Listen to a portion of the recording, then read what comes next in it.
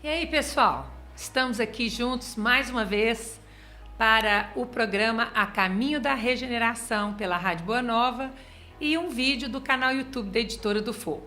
Nas 2 semanas anteriores, contamos com a presença do nosso amigo, Dr. Jader Rodrigues de Paula, e continuamos aí por mais alguns programas, se ele assim o permitir, trazendo para poder falar para nós aqui sobre o livro lançado por ele, Enigmas da Desobsessão. Abordagem técnica de espíritos em reuniões mediúnicas que estão refratários ao acolhimento fraterno. Dr. Jader Rodrigues, ele é psiquiatra, tem mais de 50 anos de trabalhos ligados ao diálogo fraterno nas reuniões mediúnicas de desobsessão. Ele foi diretor clínico do Hospital Espírita André Luiz, psiquiatra, né? Esqueci de comentar. E fundou aqui em Minas Gerais a Associação Médico Espírita, com sede no Instituto Renascimento de Assistência Psíquica, também aqui em Belo Horizonte. Então, nós estamos usufruindo aí de uma pessoa que, tanto na questão da área da espiritualidade, da mediunidade e do conhecimento da doutrina, tem muito a agregar valor. Seja bem-vindo aí ao nosso programa, viu, amigo? Obrigado, Maria. Já da semana passada, nós encerramos falando, comentamos sobre o atendimento a espíritos vingadores e falamos da importância do médium se desdobrar com consciência para os atendimentos a esses espíritos vingadores. Essa mesma dinâmica de consciência do desdobramento e conexão com o amigo espiritual e o relato do médium antes de permitir o atendimento da desobsessão seria uma dinâmica também utilizada para os espíritos justiceiros? Aí sim, aí que essa dinâmica tem realmente um grande valor.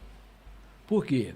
Porque quando o médium desdobra consciente, ele faz uma varredura no sentimento do espírito.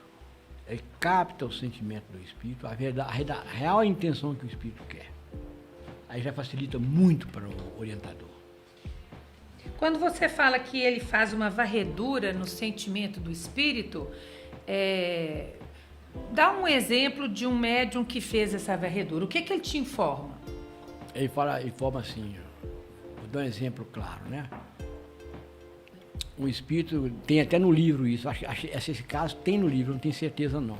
Você fala no primeiro ou segundo? No segundo livro. No segundo livro. O primeiro não tem casos, o primeiro é só... O segundo livro é esse aqui, né, gente? Esqueci de falar dele hoje, né? Desobsessão, relatos de técnicas e atendimentos mediúnicos.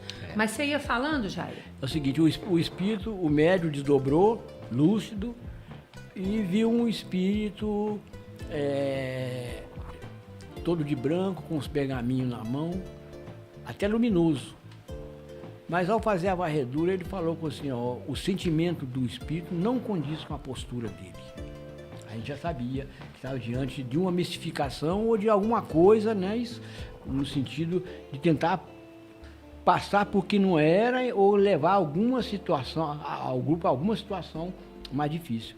E o espírito veio e comunicou com muita, assim, uma certa doçura, que agradecendo e tudo mais, e que era mentor de um dos componentes do grupo, e na realidade era um obsessor. Então, e aí, nesse caso, o dialogador, ele já entra, digamos assim, consciente de com quem que ele está lidando. Com quem que ele está lidando e qual o caminho que ele vai tomar. Então, por exemplo, o médium que não faz essa varredura, ele daria passividade a um espírito, que ele fala, olha, tem um espírito aqui, todo vestido de branco, com os pergaminhos e uma postura assim de muita serenidade. Essa foi a leitura superficial do médium. Aí ele dá a comunicação, sem a varredura emocional. A serenidade eu interrompo, porque a serenidade é algo que você não consegue mimetizar, enganar. Ah, tá. Então... Você pode, vamos dizer assim, tornar-se uma pessoa aparentemente mais tranquila, porque você tem um autodomínio grande, mas sereno não.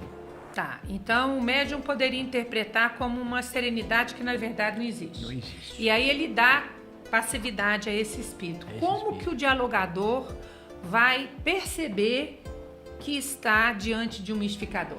Agora aí vai porque ele não foi informado antes. Ele não foi informado antes. Então, o que acontece? Aí vai depender da perspicácia e experiência do dialogador. Ele vai ouvir o que o espírito vai falar, vai tentar ver a intenção do espírito, ver se a intenção dele coaduna com os objetivos do bem, da verdade e do belo, os 3 crivos de Sócrates. Como é que é? Repete. O Sócrates manda você passar qualquer situação nos 3 crivos, né? Se é útil, se é bom e se é verdadeiro. Tá. Isso vem de onde? Vem daquela tríade nobre do relicário da alma do indivíduo e do processo evolutivo, que é a verdade, o bem e o belo. Tem essa referência. É um desdobramento disso. Então, se não tiver enquadrado nesse contexto, nessa tríade aí... Você desconfia. Então, em algum momento, por isso que você falou lá no nosso primeiro programa, que todo dialogador, dirigente, ele tem que saber ouvir. É através da escuta atenta que ele vai perceber que o espírito, por que ele está ali. Porque ele está ali. No meio das entrelinhas, então, esse suposto espírito aí dos pergaminhos de branco, tudo bem, vai soltar alguma coisa que não está útil, não está dentro do bem, não é verdade e por aí afora vai. Aí você já faz uma interrogação. A questão é muito sutil. Eu já tive um caso em que o espírito veio, tranquilo, comunicou e queria passar uma mensagem para uma pessoa fora.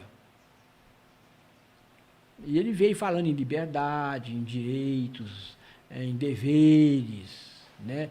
Ele veio dourando a situação com os ensinamentos evangélicos. Ele veio dourando tudo isso e queria passar a mensagem para uma pessoa lá fora. E a mensagem aparentemente não tinha nada assim de...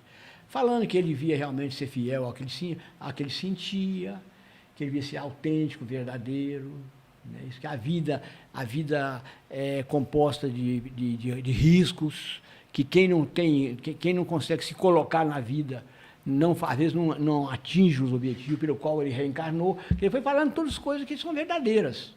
Meu Deus, que coisa difícil. Difícil. Mas aí o que acontece? Nós achamos... Aí entra o bom senso da reunião e do orientador. Aí nós pensamos assim, por que ele veio dar esse recado, ele veio fazer esse pedido nesta reunião? A primeira interrogação. Você entendeu? Por que nesta reunião? A segunda interrogação que nós fizemos é a seguinte... Mas você interrogou o espírito? Não, ou não. Você Você pensou? Nós só pensamos, né? E como a pessoa era uma pessoa lida, a pessoa que tinha conhecimentos, eu pensei cá com meus botões. Essa pessoa é uma pessoa que já é bem rodada em termos de lei evangélica e doutrina espírita. Se ele estiver vivendo algum conflito, o mentor dele vai poder orientá-lo melhor até que essa pessoa. Então entendi. Então você está falando do outro encarnado que ia receber a mensagem. Que ia receber a mensagem. Tá. Aí eu fiz esse link com outros encarnados. Entendi. Aí eu falei com ele que nós íamos pensar sobre o assunto, porque eu não estava seguro e aí nós íamos pensar sobre o assunto. Aí ele agradeceu e quando o médium voltou, eu perguntei ao médium, o que você sentiu dele, da vibração dele? O médium falou comigo assim, não, eu não senti uma vibração diferente, não. Eu senti uma vibração comum. Eu falei, comum é? Aí uma pessoa que estava na reunião, falou assim com a gente, olha, se esse recado chegar para essa pessoa faz parte de um conselho de uma entidade aqui em Belo Horizonte, e ele está doido para poder fazer uma cisão nesse conselho. Se isso chegar para ele, é o que ele quer. É o aval para poder acabar com o trabalho. Isso. Aí, o que nós falamos? Aí nós não passamos o recado, não. Seguramos a mensagem e na outra reunião, quem ia conversar com ele era uma outra pessoa.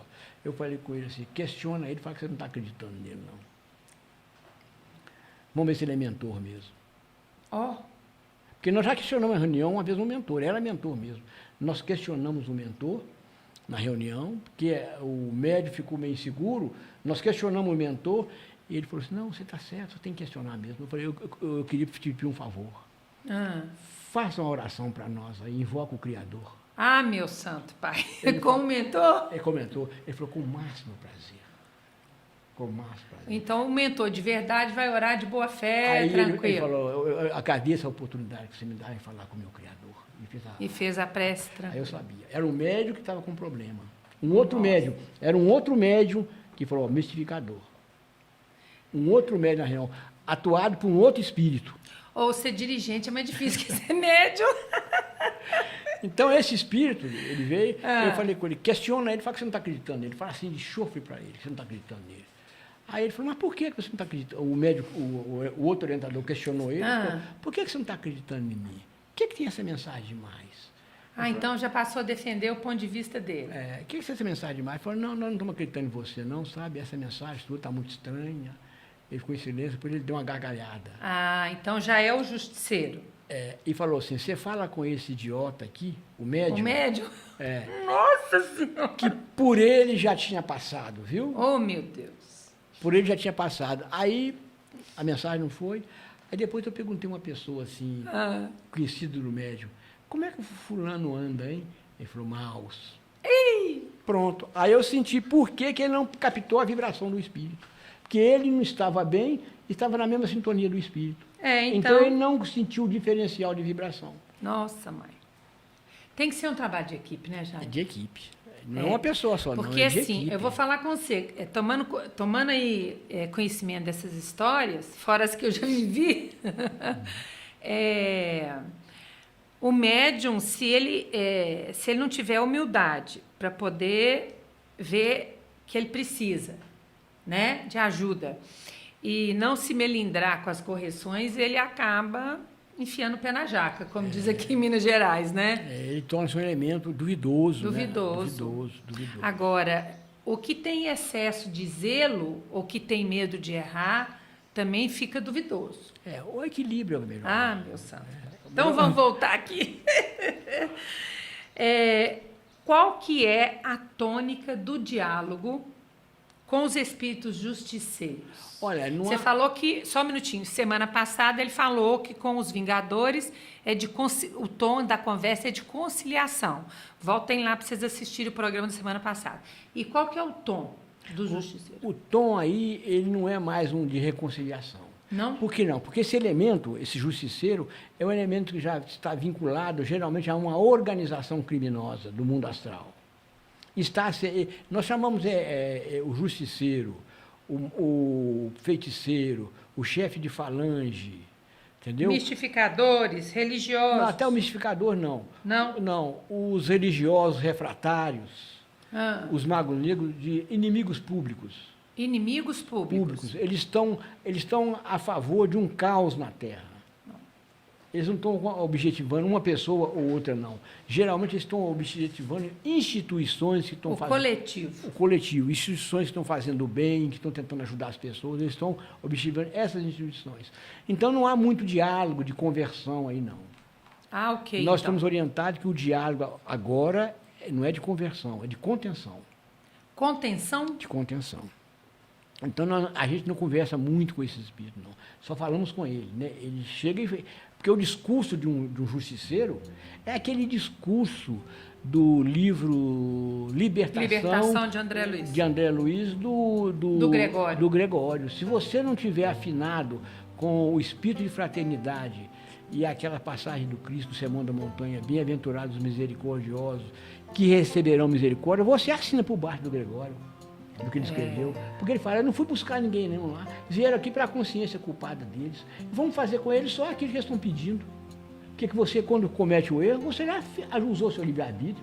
para consequência, a colheita, o plantio é livre, mas a colheita é obrigatória. Isso, nós somos, igual o Gregório fala, nós somos o braço da justiça daqueles que escaparam das leis humanas, aqui ele não escapa da lei da vida. Nossa.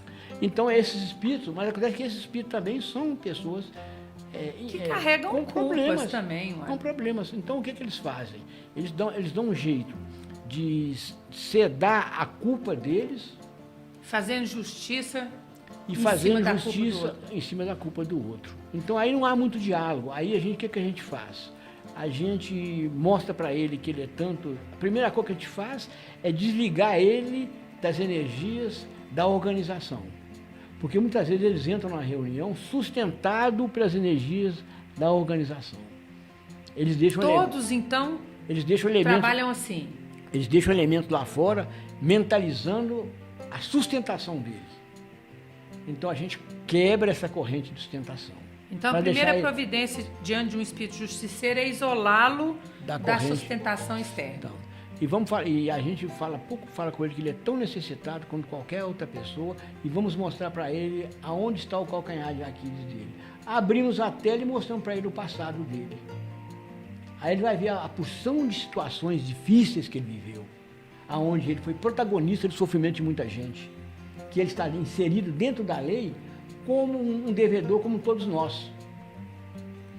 E de posse disso, aí não há diálogo de conversão.